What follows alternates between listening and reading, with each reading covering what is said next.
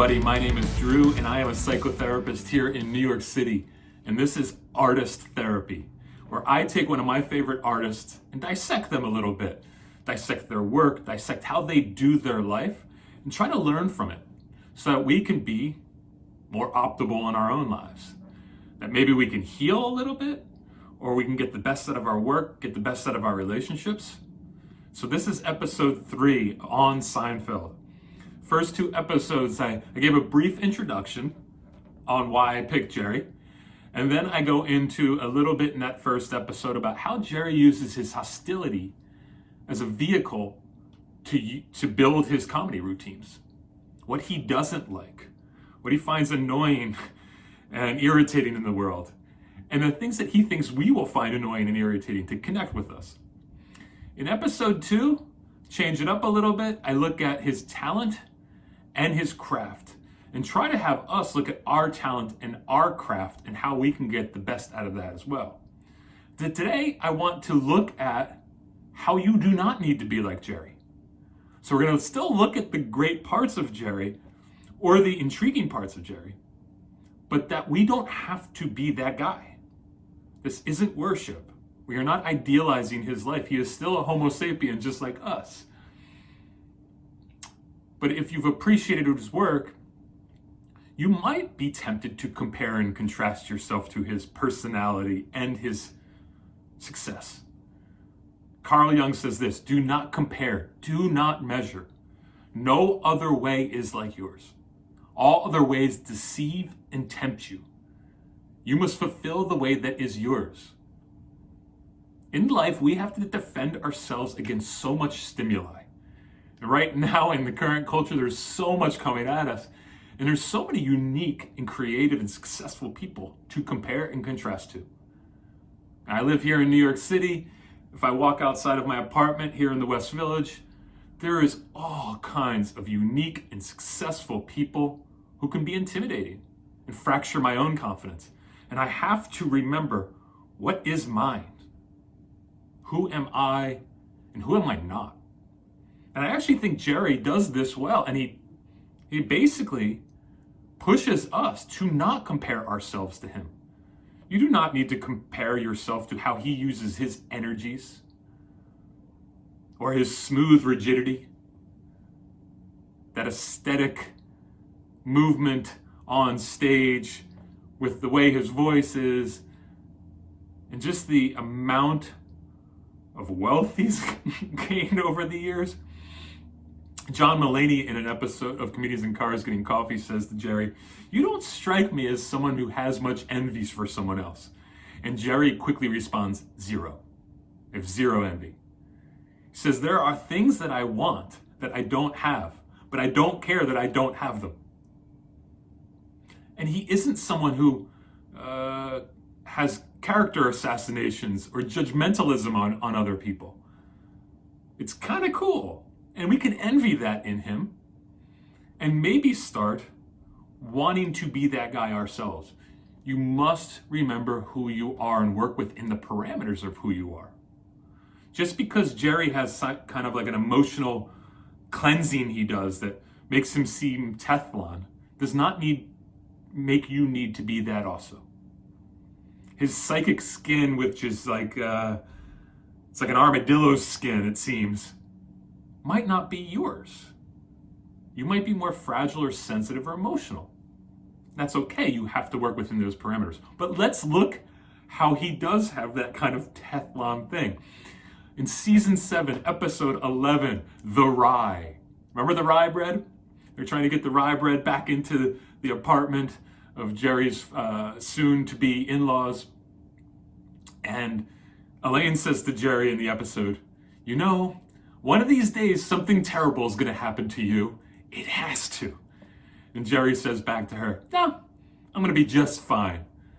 And that seems to be not only his character in the show, Seinfeld, but who he is. Like, he's even Steven. In the episode The Opposite, season 5, episode 22, Kramer calls Jerry even Steven. That when he loses a gig, he instantly gets a gig. When he loses $20, he finds $20 in his pocket. It's a great episode. It's the coffee table episode with Kramer and the late Regis, and that show Regis and Kathy Lee, which I grew up on. But there is this kind of movement to Jerry in which things don't seem to trouble him as much, and bad things don't seem to happen to him in the same way they do to some of us. Alec Baldwin says to him, "Your life has been one unbroken boulevard of green lights, hasn't it, Jerry?" It's kind of how we see him. In the episode with Comedians in Cars Getting Coffee and Howard Stern, they start talking about therapy. Now, this is dear to my heart because I'm a therapist, and Jerry doesn't have a lot of fondness for therapy, which is okay. And so Stern is trying to convince him to get therapy, and Jerry says to Stern, "Do you think therapy could help me?" And Stern says back, "I definitely do." And Jerry goes, "What could I possibly be better at?" This is the beauty of it, you know? So I want to go back to our Austrian friends. You know, I like to bring up the Austrians. We'll go with Fritz Rettel. Now, Fritz Rettel as a child saw his mother burned to death. I know this is not comedic. Rettel then spent his entire life working with disturbed children. He essentially took this moment of brokenness and committed his life to it, but he also looked at the way group dynamics work, and he studied those group dynamics. And in this piece he wrote in 1942 called Group Formation and Leadership, he talked about the central person, that there's 10 main themes of the central figure. And one of those themes is that there is the infectiousness of the unconflicted person. The infectiousness of the unconflicted person. The leader who allows us to express forbidden impulses and secret wishes and put them on them. It's kind of what Jerry does. You know, there seems to be this ease of life. An artist who radiates an aura of fascinating effect, as Rettel says. Carl Jung calls them the mana personality. They have special mystification. Isn't that kind of Jerry? It's like, I don't hold him on some kind of pedestal because I try to break down everybody and I'm suspicious of anybody who seems to have it too easy. But there is kind of an ease in which he walks through life with. But he is still a Homo sapien. He is.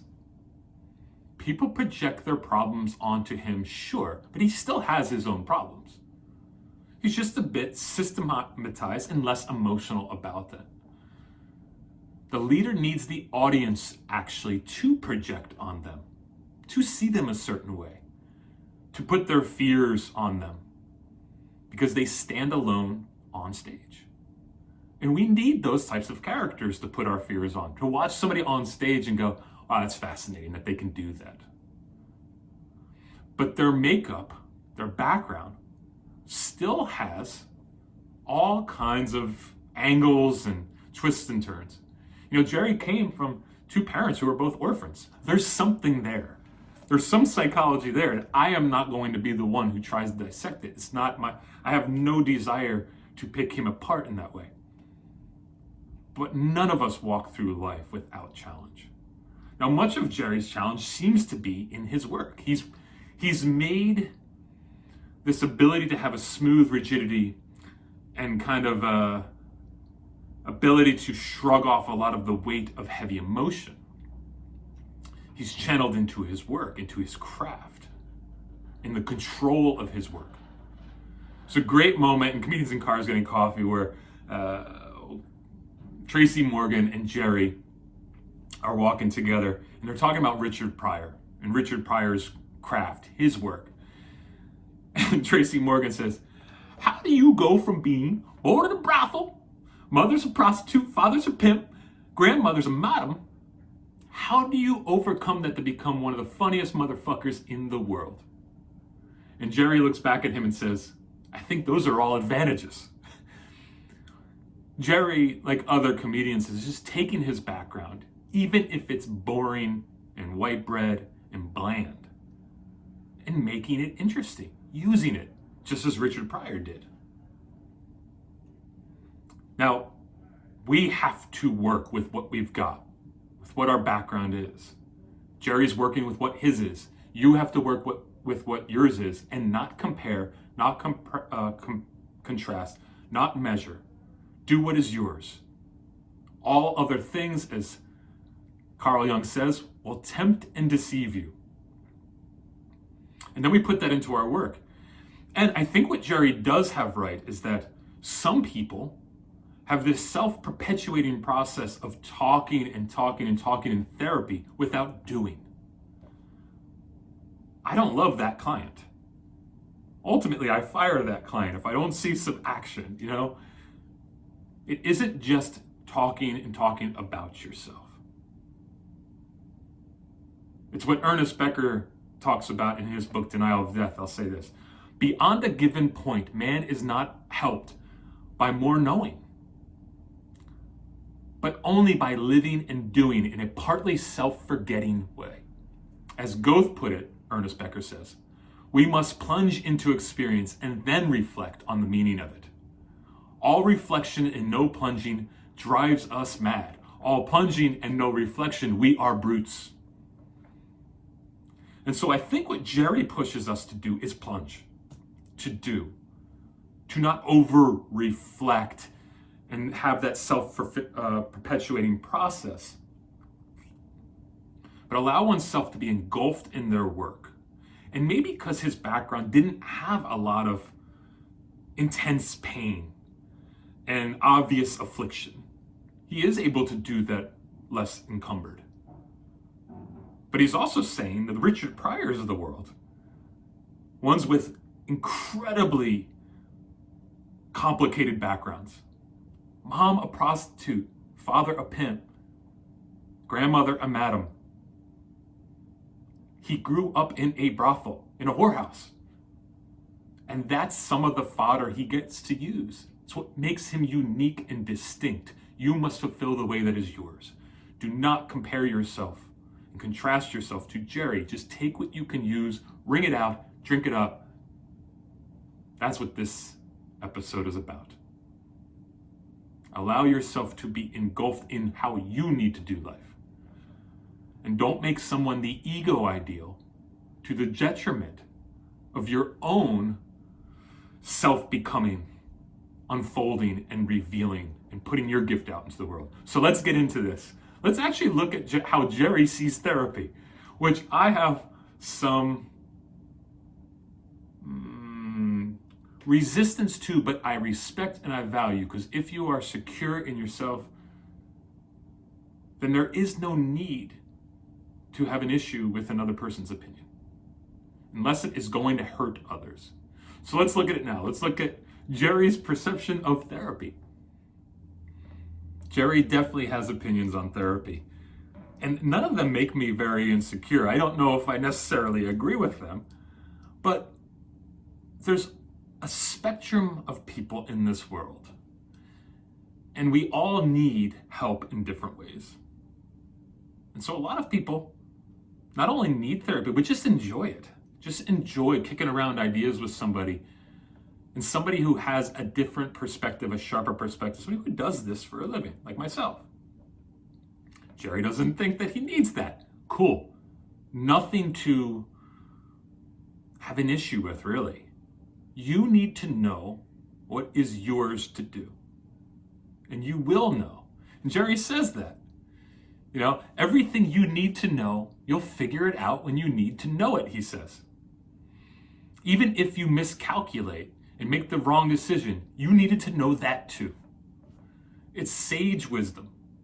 And you need to know if you need help or not. That's it. Jerry talks at times as if the pain that you're going through in life would take him days, if not minutes, to get through. And it might take you years to get through that pain. He says, snap out of it. And there's this episode with him and Brian Regan in Comedians in Cars Getting Coffee, and they're talking about the movie Moonstruck, and they're talking about shrinks. And he says, if I was a shrink, I can imagine how many sessions would end with me saying, just snap out of it. Now, I actually agree with this, and there's plenty of times with my clients And if you're watching now, you know when I've done this with you. Where I go, just snap out of it. You're giving this thing too much weight, too much energy. I'm done listening to it. Snap the fuck out of it. Judd Apatow says to him, are you anti-therapist? He says, yeah, kind of. It just seems self-perpetuating. Now, I think when you're with the right therapist or with the right mentor or leader, it isn't self-perpetuating. There is movement and action that's called upon, just like we just ended with. All reflection and no plunging, it's not going to be helpful. All plunging and no reflection, you are a brute. So I love actually Jerry's experience with the idea of therapy, him talking about therapy. It's fun for me as a therapist to still really appreciate him, but disagree with him on this point. But I think for Jerry, therapy wouldn't really work. Even though Howard Stern thinks it would. Howard Stern says, there's something going on with you, Jerry. It's written all over your face. Everyone sees it. Now, for all of us, we've got our stuff. And I think with really good therapists, they're going to be able to find, just like Jerry does in his comedy, the things that are off. Again, with Brian Regan, they're talking and he says, nobody wants to hear somebody else's shit for an hour. But there's a number, a price, in which I will listen to you. And he says, you know what? 45, 50 minutes for how much? Okay, I'll tell you what I think. Like, again, I agree.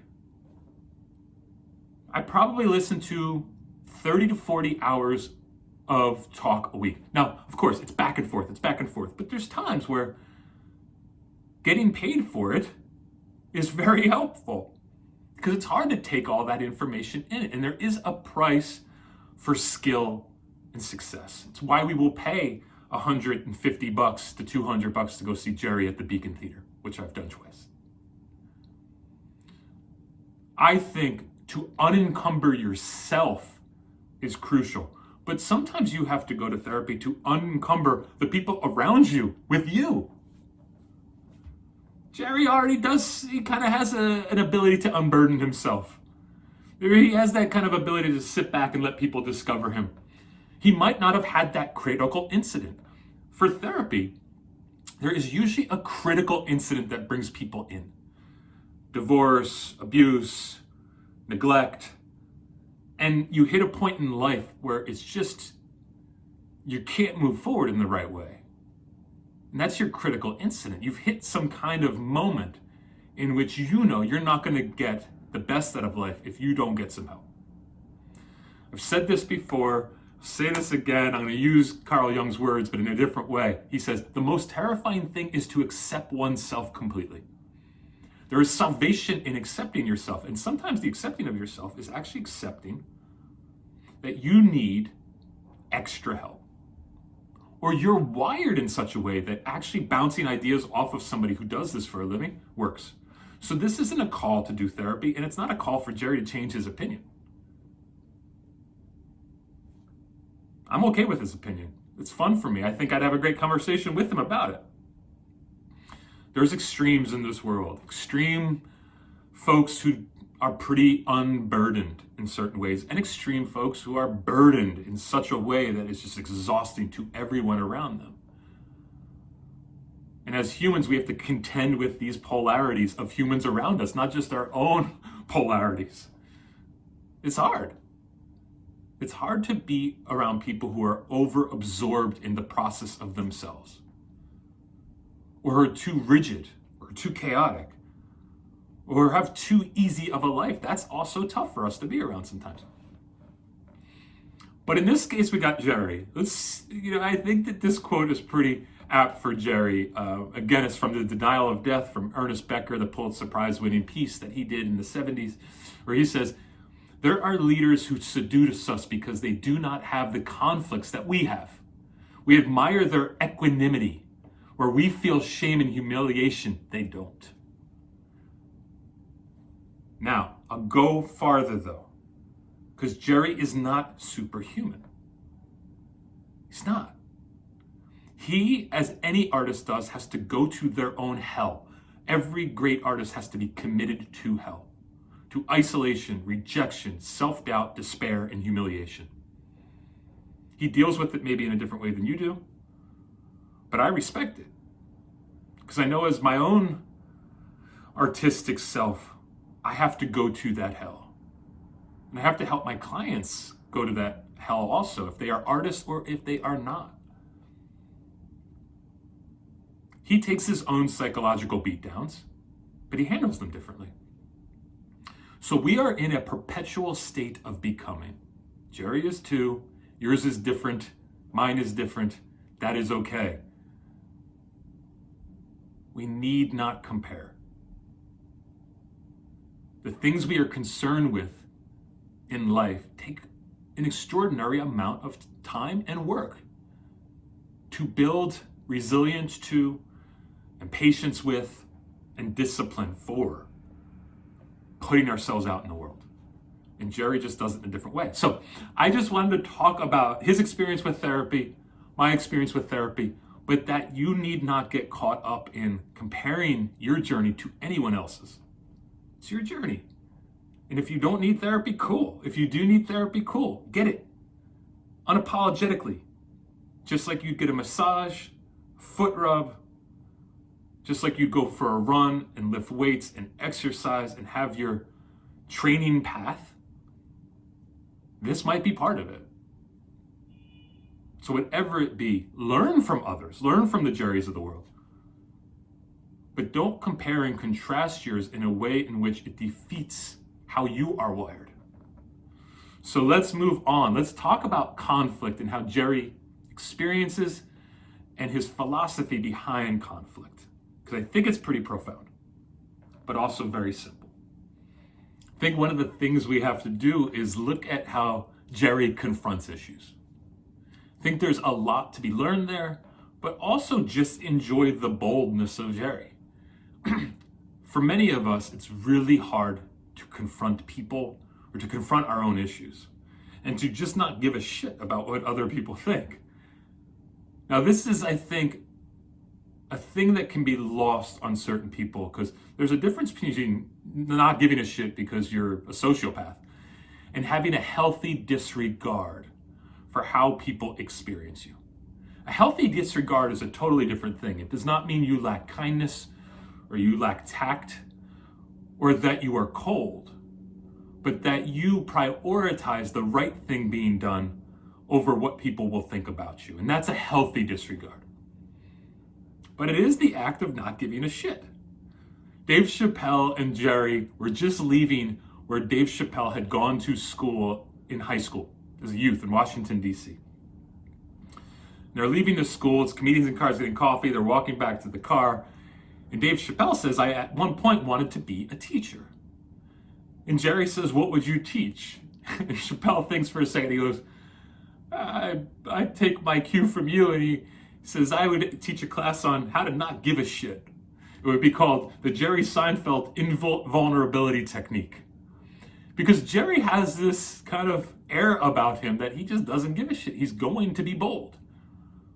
He actually says this, if you break the human struggle down to one word, it is confront. To confront. It's an interview in which Jerry's talking about the actual show, Seinfeld, and said, you know, the four characters didn't have strife because Jerry would root out any issues and confront them directly. And that meant for the staff too. From the producers to the cameramen to the grip hands and the stage setters, that if he experienced a lot of tension, he would root it out and deal with it. That he actually says this, I am fearless in rooting it out and solving it immediately. The prefix con in Latin means with, together, jointly, all together. But it's the beginning of so many hard words. Confrontation, conflict, confusion.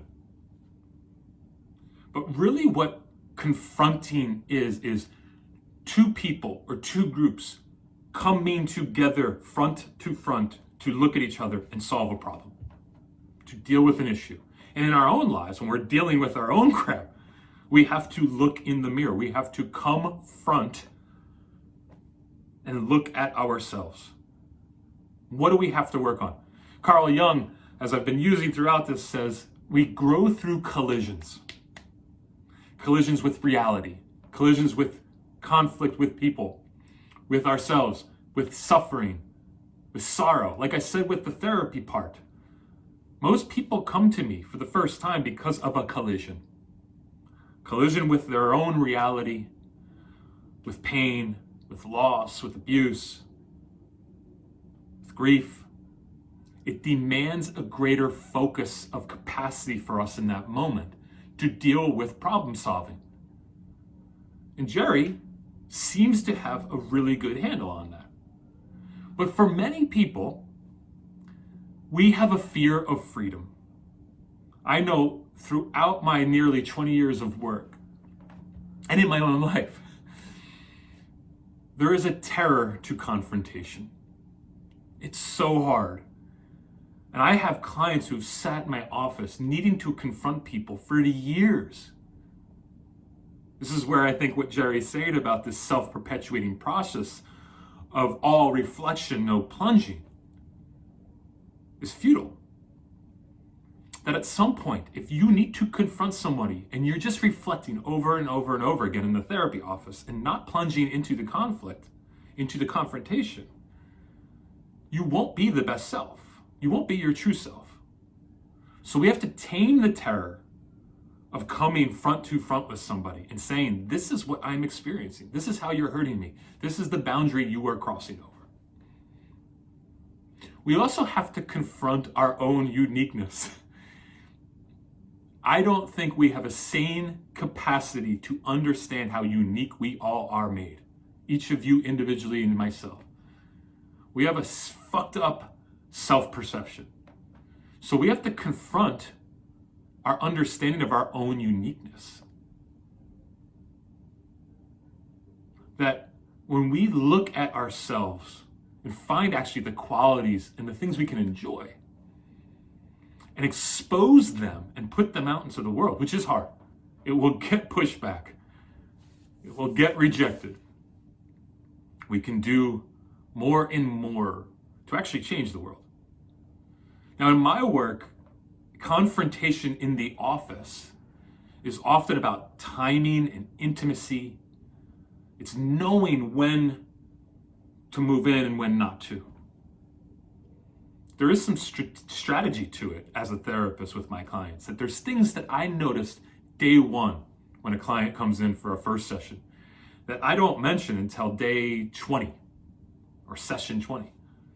Because the trust hasn't been developed, the permission hasn't been given. And sometimes I will just be bold in that first session and start pumping them with truth, confronting the issues because I think they can handle it. Conflict or confrontation is often a sign that we are ready to deal with the bigger things in our life. And I think Jerry, in his own life, in his own work, and it's the things he has built, like Seinfeld the show and Comedians in Cars Getting Coffee and his own stand-up act, he's having to confront not only himself, but the people around him to get the best out of them and to get the best out of the product, to know that the art is primary. And things that are getting in the way of the art, that kind of frustration is not optimal. So we have to deal with it. So this is why I love how Jerry communicates that in his mind, if you break down the human struggle into one word, it's confront. Now, I don't know if I totally agree with that.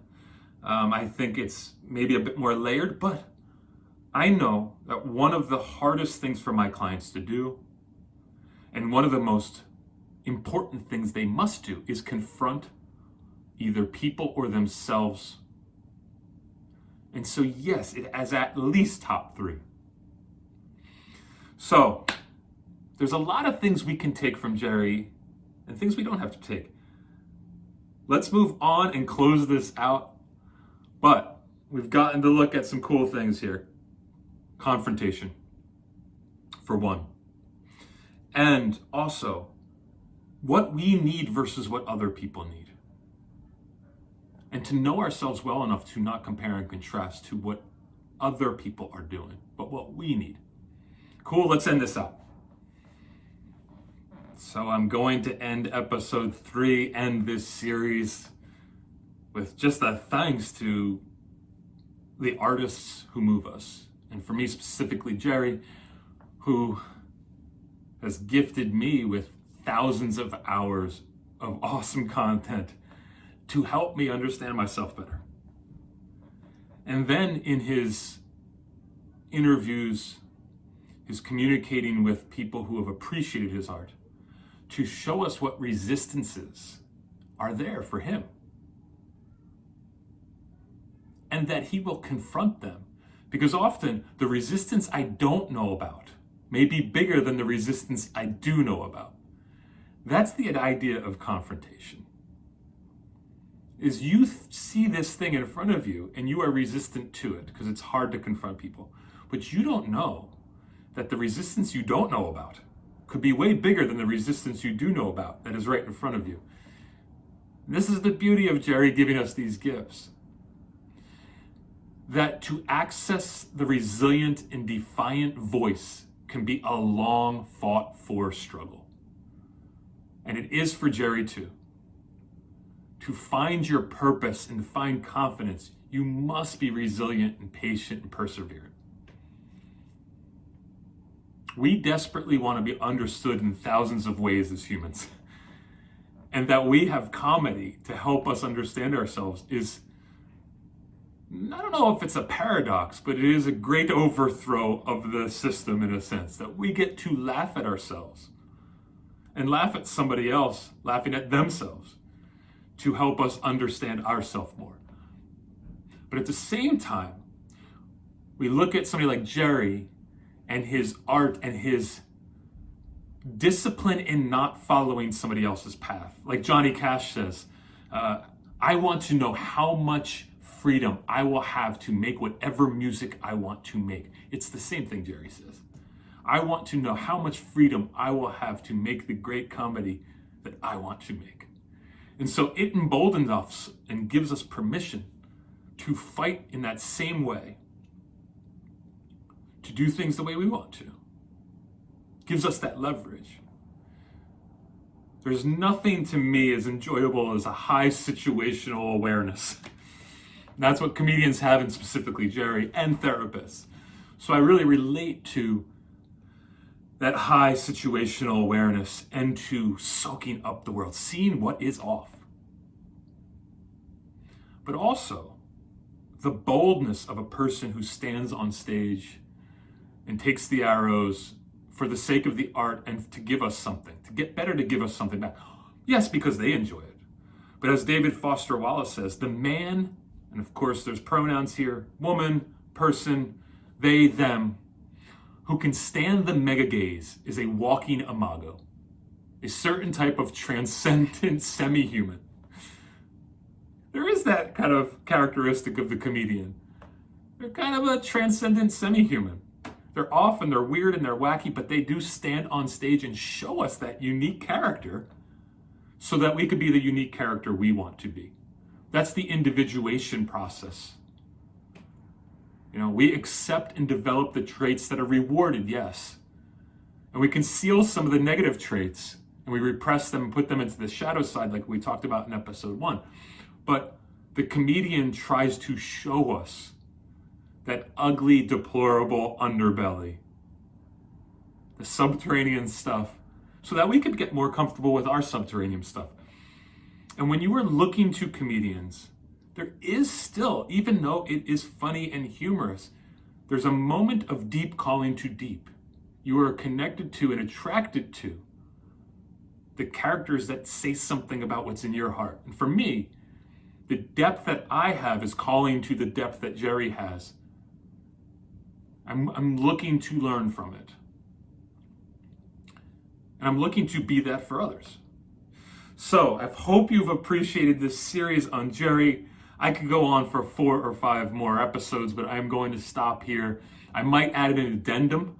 I'm a big Enneagram fan and somewhat of an expert on that.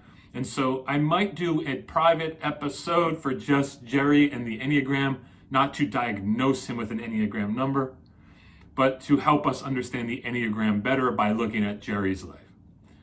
If you are interested in the writing process also, as I am, here's some books that might be good for you. The War of Art by Stephen Pressfield. Stephen Pressfield. Great book, pithy, 3-page moments of just like what the artist has to go through and the resiliency they have to have. And it's not just for writers, it's for any artist. But I also think it's for anybody trying to achieve a hard thing, just like The Hero's Journey, which is another book I'd recommend by Joseph Campbell. Anne Lamont's Bird by Bird is about writing. I think that's another good book. And always Rainer Maria Rilke's Letters to a Young Poet.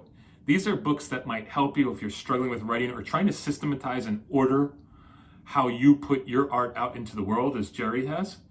I think that these could be helpful tools for you. But again, I offer these books as recommendations for every one of my clients to just know how hard the world is, that it pushes back, and that there is a gestation process to any great work, and there is resistance that's going to come no matter what. But there is a pattern to that resistance. And especially in the hero's journey, there's certain things that have to happen in projects that take a long time. And you are a project yourself. You take a long time. So be patient with yourself and get the help you need. I hope this has been helpful to you. And we're going to move on. And the next episode and next series is going to be on Bruce Springsteen. So I hope you enjoy it. Another aging white man. Trust me, I'm going to add diversity to this at some point. But my first two are two of the people who have moved me quite a bit. So thanks for hanging in there with me. If you subscribe, cool, hit that bell and it'll tell you when I put out new content. And you can also watch the other series I've done on work and on the Enneagram 4. So thanks guys, have a good one. See you soon.